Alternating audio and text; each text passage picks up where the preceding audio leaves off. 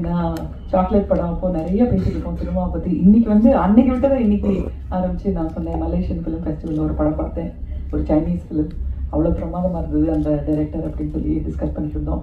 இதுதான் வந்து எங்களுடைய குடும்பம்.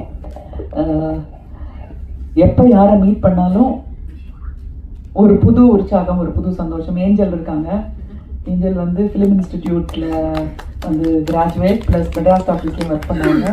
ஷீஸ் ஃபிலிம் பற்றி எல்லாத்துலேயும். ரிங்கு இருக்காங்க, மை ஃப்ரெண்ட். ஃப்ரெஞ்சில் நானும் அவங்கள பார்த்தா ஃப்ரெஞ்சில் பேசிக்குவோம். 2 பேரும் ஃப்ரெஞ்சு படித்தவங்க. அவங்க நல்லா படித்தாங்க, நான் கொஞ்சம் ஓரளவுக்கு சுமாராக படித்தேன்.